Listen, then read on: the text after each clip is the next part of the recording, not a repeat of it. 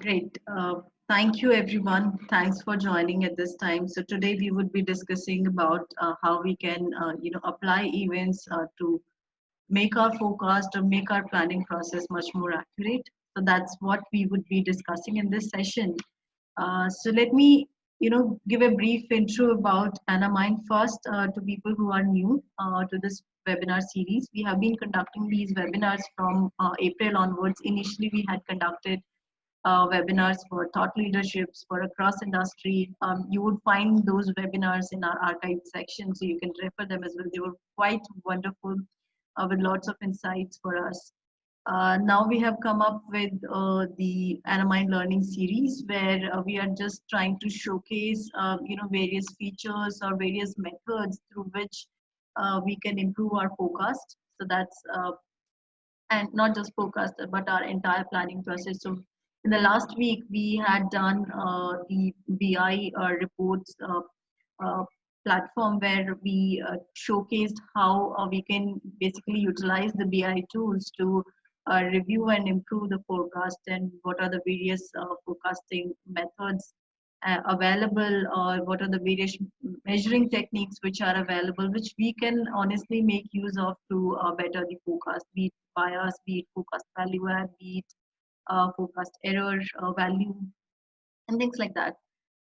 So that's what we discussed in the last week's webinar. We also showcased our system, which is Forecast Pro, which is quite powerful in its demand planning in the entire planning process. So that was what we covered in our last two webinars, part of the Anamind Learning series.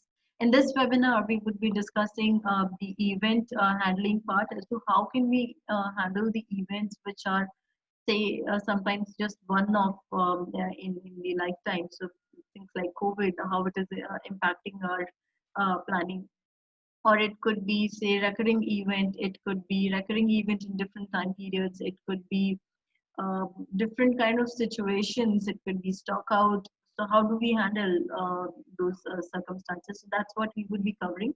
And before starting to that event handling part, we would first discuss about Anamind. So we would I'll share my screen over here. So as you can see, so we would be discussing about the event part, but through a system, the solution that we have, which is Forecast Pro, and definitely we will be taking questions at the end of this webinar. Uh, in terms of Anamind, we help companies improve the planning process, and that's why we have three different verticals which are focused only for planning. The first is a planning solution that you can see over here. Then we have planning services and planning education. So in terms of our planning solution, we have partnered with companies from US, and these are very advanced and very comprehensive planning solutions. Forecast Pro is what I'm going to use today, and I'd also covered this in my last webinar last week as well.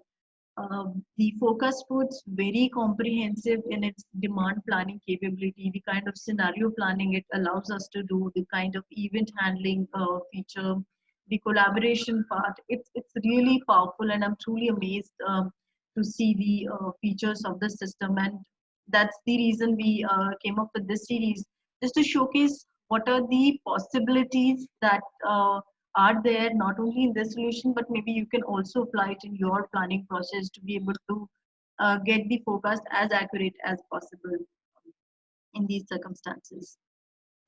We would Forecast Pro is from a company back in US. It's from Business Forecast System. It's a desktop solution, and this company has been there for about 35 plus years now. They have more than 40,000 customers spread across the globe. And that's the reason I'm honestly emphasizing that this solution is quite comprehensive in its demand planning capability, because the kind of options that we try to imagine doing it in Excel, these guys have cracked it, these guys have done it, and it's all wonderfully and easy to handle in the system. So I'll not take much time over here now. I'll move to the section where we would be discussing the event modeling part today. So This is the Forecast Pro screen that you can see over here. What we have done, we have just created a a dummy company, which is saying two different divisions. So we have chemical paints, we have fashion apparel, we have food and beverage, cosmetics, etc. So this company is into different product categories over here. So we can set up the data the way we want. It's very easy to upload the sales data, and the system will generate the number. However, the critical part is, in fact, for any of the planning process, is that we need to get an accurate baseline figure to be able to start our process. So, for example, in this case, we have a particular item which is 500 ml aerated drink, which was sold in Bangalore under the beverage category. And the important feature over here is the automatic suggestion of the forecast numbers. And how does the system do? If you can see the graph over here, so I've selected Bangalore, and the green color line is indicating my historical data. The red color line over here is indicating the forecast. So this is my forecast, and this is my historical data. And you would also notice that the system is not giving me a flat forecast. It is increasing. You would notice certain seasonality in the data. So system has picked up the seasonality, system has picked up the trend, and automatically generated the forecast over here. And how is it generating the forecast? And that is very critical and very delicately handled in this system. So it's using an expert selection. If I open up the forecast report over here, so it will give me a comprehensive detail about how the system is selecting this particular model. So there are more than 100 plus rules which are inbuilt in the system, in its algorithm, which runs in the backend. Whenever we feed a new data series, it automatically generates the best fit forecast by going through various rules and trying to determine which model out of all the models which are available in the system, which model is giving it the least error. So in this case, we have a exponential smoothing model which is selected, and the details of the exponential smoothing models are here. It's selected because it is giving the lower MAT, which is mean absolute deviation. The lower MAT is 759 versus 1348 of Box-Jenkins model. So these are its parameters. So it's optimizing these parameters in the backend to provide a very robust forecast, which is which can possibly give us very low error. In terms of modeling options over here, so these are the various models which are available. So exponential smoothing, we have Box-Jenkins, we have, which is part of ARIMA, and then we can also further customize these models. We can optimize the parameters the way we want, or let the system optimize these parameters for us. So it's very easy. I do not have to do anything. System is doing that for me automatically. However, the main challenge that we see in today's circumstances is, um, relying just on these models is not going to give us the correct picture. It's not going to be helpful always. There is a lot of disruption that has happened in the business and has ultimately impacted our sales. So relying on just pure baseline statistical figure is not no more helpful at this point in time. And that's the reason we created these different series that you see over here, to determine what are the various possible scenarios that have come up due to COVID, and how can we possibly handle that using a system, or even if you can at least understand the method, then you can do it on your own as well. The beautiful thing is that system is automatically doing this for me, and I just have to tweak the parameters here and there, and the options will be available. uh, uh, so let's see how system is impacting the sale, or impacting our forecast uh, in this situation. So I'm just going to take first series where we see that there is an increase in my sales in the past few months by 60% or maybe 70%. So we are doing much more than what we had expected. So this is a product which is part of my F&B series. So it's, since it's a very essential item, it's there in high requirement, and people had been buying it or basically stocking up these food material from February onwards. When the COVID stuck our country. So in Feb, we see that there's a huge increase. We do not. So this particular data series, it was on a, in general, it was on an increasing trend. But in this particular time period, we see people had been stocking up the product quite by a huge margin. So possibly this might continue for a long time, or it could happen that, we see as we come to May that these things have started normalizing. We are entering the post COVID world now, and there is a different kind of things that have been set up. So in this case, in the first few months when the COVID was stuck, people were scared. People started piling up the product, and that's the reason we see a very huge sales over here. However, from May onwards, it's slightly declining, and we believe that this trend is going to continue. So the COVID is not going to be impacting our sales as much as it had in the past. The main reason is because the main reason is that people are not going to keep on stockpiling the food products. It has certain expiry dates, so it's people are going to buy only that much that they would be able to use in a month. That's just one kind of scenario that I'm showcasing. So how do we plan in such circumstances? Is we go to the manage event section over here.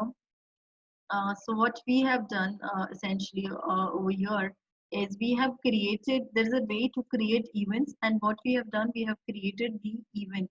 So you can see I've created different events. So because the reason that I have created different events are, in the main reason is that COVID is impacting differently in different months. So there was a lot of uncertainty in the first 2 months, but from third and fourth month onwards, people started realizing that it's going to be the way of life.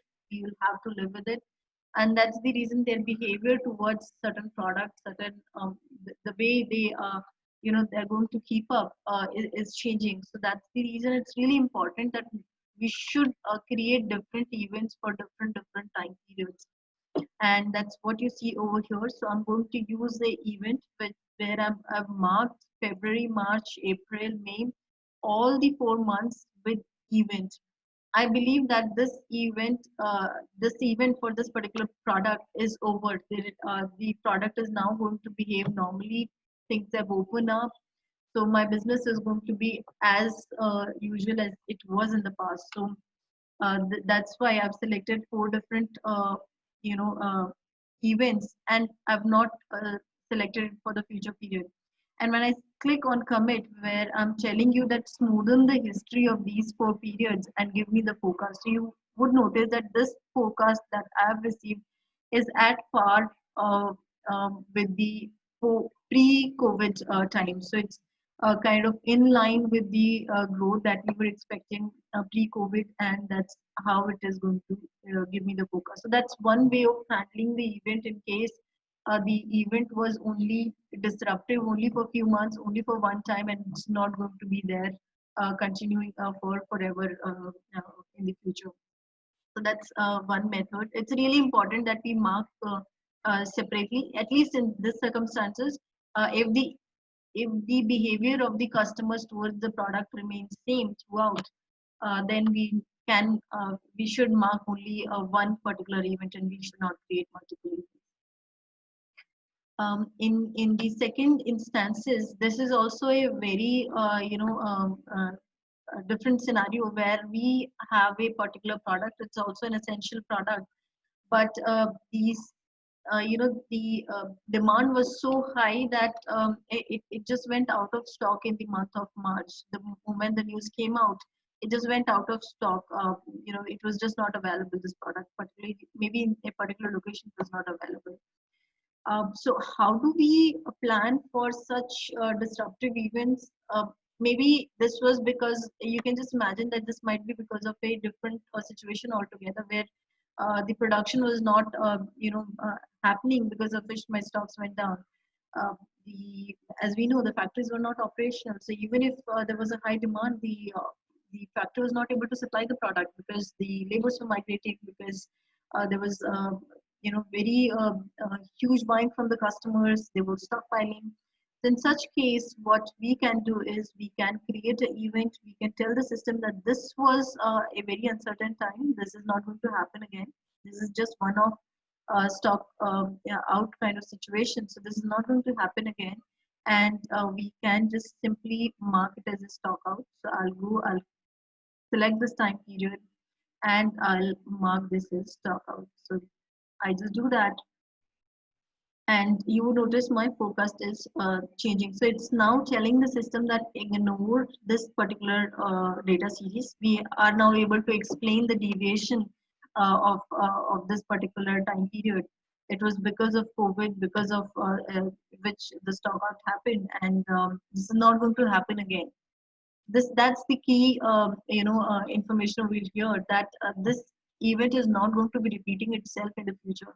If it's going to be a repetitive event, then possibly we need not mark it as an event altogether, because it becomes part of my seasonality. We are expecting the same event in the same month and the future time period. So that's how we kind of clean up the data in normal. What it essentially is doing, it's just normalizing it. It's normalizing the history for this particular time period. Essentially, it's telling that had this particular event had not happened, then how the normal behavior would have been of my sales. So if I just say it as no stock out, and if I say have my filter line over here. So if I can explain you, then this red color line that you see over here, the system is saying that had this there been no event, then it should have been my actual sales should have been around 4,962 instead of 600. 600 is an outlier. We're correcting it by marking it as an event. So we can do that. And market, and you would also notice that the dip that you see in this time period would go away when I mark it as an event, indicating that this was only one of event. It's not going to be happening again in the future. So that was a second situation that we discussed of stock out. The third situation is of is really it's kind of different. It's different in the sense that we have entered a new normal, where people are now going to keep on buying the product in much more uh, in the same way that they had bought it during the COVID. Maybe not to the same extent, but at least the behavior has changed drastically. So in this case, we have a product which is sanitizer over here.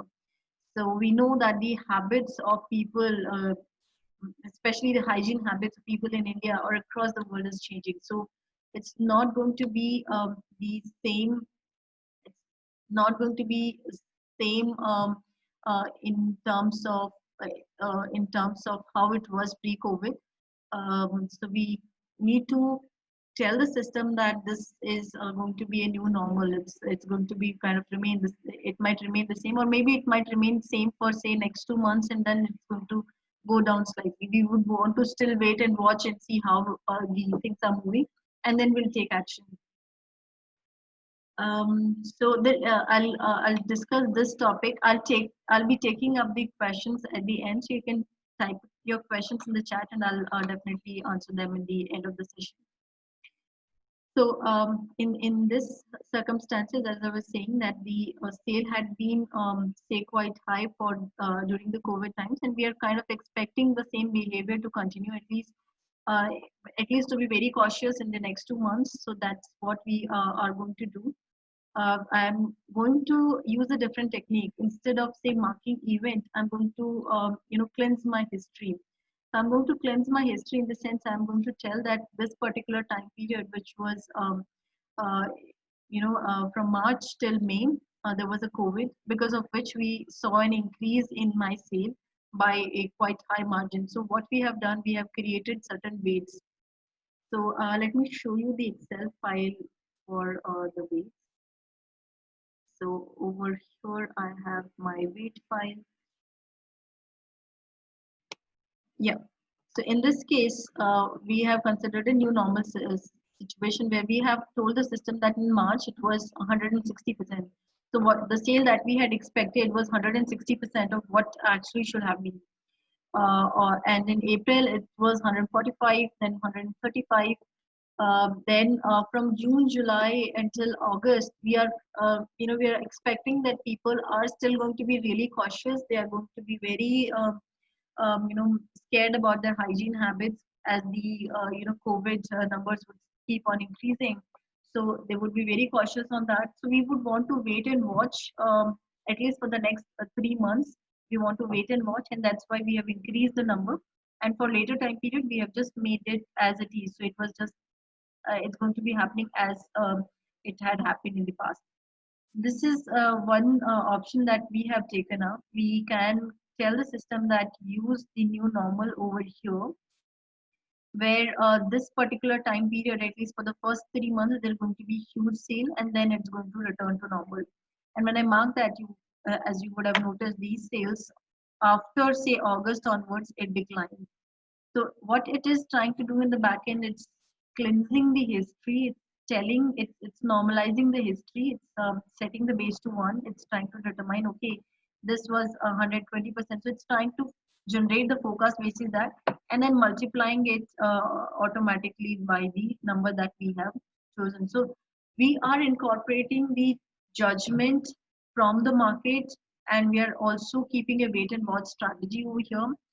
We are not just rushing into things directly, but say our sales team or any of the team, they come and tell us that for maybe for June itself, there is certain situation because of which we might not be expecting so much. We want to reduce our forecast by at least 50%, 15%. So I'm going to select, say, the month of June. I'm selecting the statistical number, and I'm just committing it. So I'm telling the system that I'm also going to use a collaborative approach where I'm taking the information from the sales team or maybe from the marketing team or people who are more closer to the ground, closer to the reality. How we should be marking the, how should we be together collaborating and making use of the system feature to be able to come up with the best plan possible, which is more relevant for our products and for our sales. So that's one another feature that we have. See, over here, the situation was different compared to the previous situation. Here, we are expecting the same behavior to continue instead of saying that the behavior is not going to continue. We have another category altogether over here where we see that there is going to be huge drop in sale. There was a huge drop in sale, as we can see over here. So from February onwards, the sale of the product went down, and it went down by quite a drastic margin. Our system is showing me that the sales is my projections are quite high. So I now need to take an action. Is this phenomena going to continue? And if it is going to continue, then for how long will it continue? These are the primary questions that we need to ask ourselves to, and then start our planning process. Because once we have this information clear cut, then we would be able to make use of these features quite effectively. In this case, the first instance for what I'm going to take is tell the system that these 4 time periods were event. These 4 time periods were a specific event. Maybe just going to use this particular event, and it's not going to happening again. So my sales that which look normal over here, it becomes normalized when I mark these particular time period as an event. The second situation over here is we tell the system that this event is going to continue, at least for these product line, which is clothes. People are not going to buy them so much. They're staying at home, so the kind of shopping behavior of the people have gone down. So we are not expecting the same behavior. So I'm going to tell the system, or I'm going to tell the system that use the same event for the next two period as well. The product line is going to behave the same. I can mark it as an event, and once I do that, automatically you would see the system is correcting my data for the next two periods. These sales have gone down. Or we can, as I told earlier, that we can choose not to mark these an event in the future time period, in which case the system is going to just smoothen out this period and continue with the forecast as in normal situation, normal circumstances it could happen. The next option, this is very I would say that at least it's very critical to this part of the world, especially the Asian countries, where the festival keep on changing each month. They are not consistent in any of the time period, in any of the year. Say for example, Diwali, it's sometimes in October, sometimes in November, or sometimes in October end, or sometimes in October mid, or sometimes in November mid. So things behave quite differently during these time periods, and that's why we are going to use an event over here, which is a festive event. And let me show you the festive event. I'm going to select the festive event from here. So I've selected a festive promotion event, where I've told the system that in October 2016, the Diwali happened at the October end.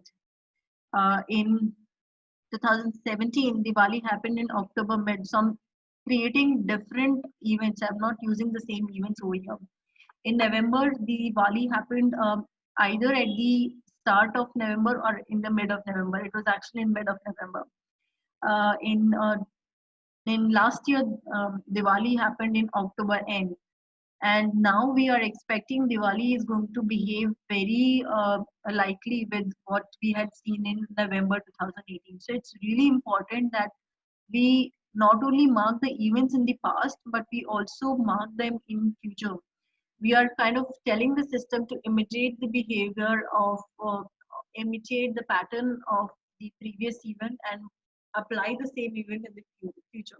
So as you can see now, we have a sale high peak in the month of October, but we are expecting that Diwali is going to happen in November. It's not going to happen in October. So we are going to use this technique over here. I'm going to tell the system that apply these events, model them not just for the past but also for the future. So now we have an event which is a very high sale that we're expecting in the month of November, not in the month of October, as Diwali has shifted and shifted by quite a high margin. It's not in October end, but it's in mid of November. So that's how we are telling the system. It's essentially what it is trying to do. It is explaining these high peak points in my data. It's explaining them and it's applying it to the future by trying to determine how it had, impacted in the past, and also trying to determine the various seasonal components along with the normal promotion. So that's really critical for us to make use of this option over here. I know I'm kind of rushing over here, but in case you have any questions, please put it in the chat so that I can take them up specifically, or you can mail us. We would be happy to answer your queries over there. I'll be taking only 2 more minutes, and then I'll move toward the question. I know I'm overshooting the time, as you can see over here. For the next situation, so next situation is where we see a drop in the sale. The drop in sale is quite high.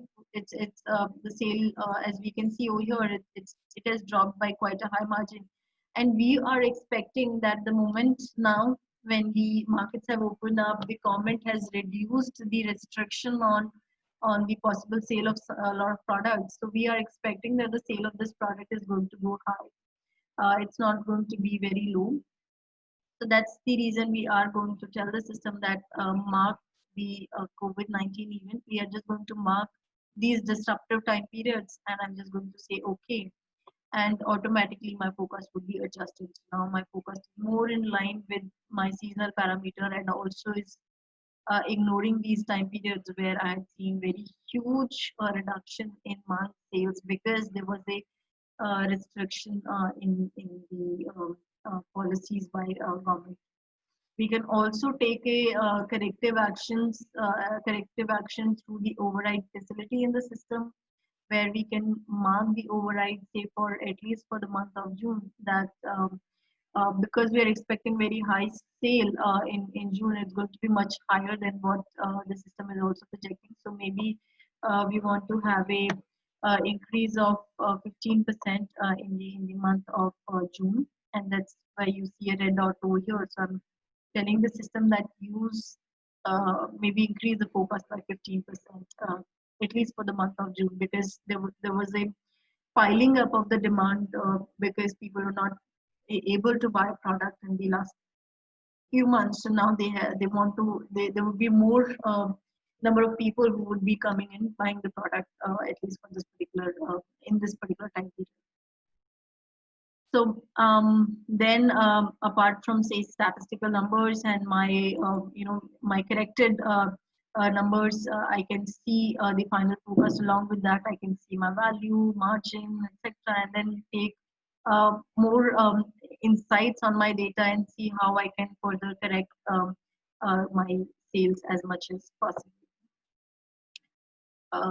This was at least at the higher end I wanted to cover in the event section. I'll also check if we have covered all the points. We have covered the special events with no historical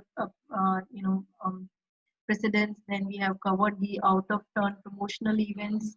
Uh, we uh, we have also covered say stock out. We have also covered the Indian festive, and we have also leveraged the past event for the future, where we have in circumstances like Diwali, we can possibly that is what we have used, that we are using the Diwali event to be applied to the future.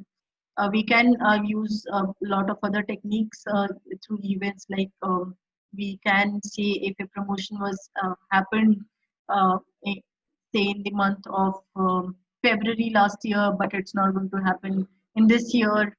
So and it of course did not happen in this year because of XYZ reason. So we we can cleanse our data through marking events or using weights, which cleans our history data over here. I think that would be it from my side. I'll take up the questions over here. So I have one question, which is there any guidelines on how frequently the calendar event or the event calendar should be reviewed? Ideally, what we suggest to our clients is that we review them every month or whatever their planning cycle is. So once we can set it up, but we can then review them on a on an on a on a certain basis. Say, for example, if there is a certain change in the event which has happened, then we should be taking it up. Should take up and then correct it. But say if the event is not the event which we had applied, say for example in Diwali, we know that this is going to remain the same. So there is no point in reviewing our event calendar at least for Diwali. But maybe certain promotion which might be changing from month to month, and say there could be certain promotion that might come up, so we need to incorporate them depending on our planning process. So if our planning process is on a monthly basis, then we review them on a monthly basis by exception basis. Not, we don't have to review each and every item, but just on an exception basis, that if it's a monthly process, then we review it on a monthly basis. Or if we get certain information in the middle of the cycle that there is certain change that has happened, so we incorporate that in our process. But essentially, that would depend on how the events are changing and how our sales are behaving accordingly. Okay, do you guys have any other questions or and I hope, Sunil, I was able to answer your question correctly over here. Great, great, thank you. Let me know if you have any other question. We'll take that, or you can also message us, email us. We Here is our contact details. You can get in touch with us, or you can directly write to me at sheetal@anamine.com.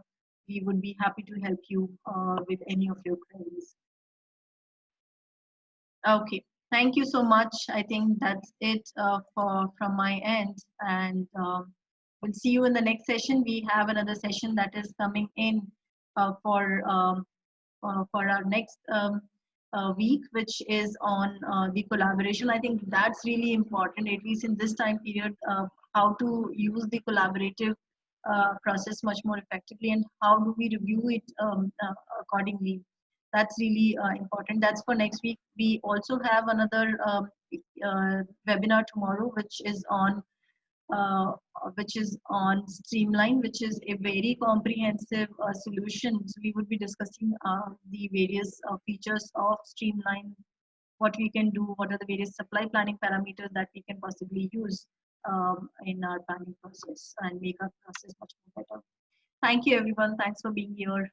Have a great day. Bye bye.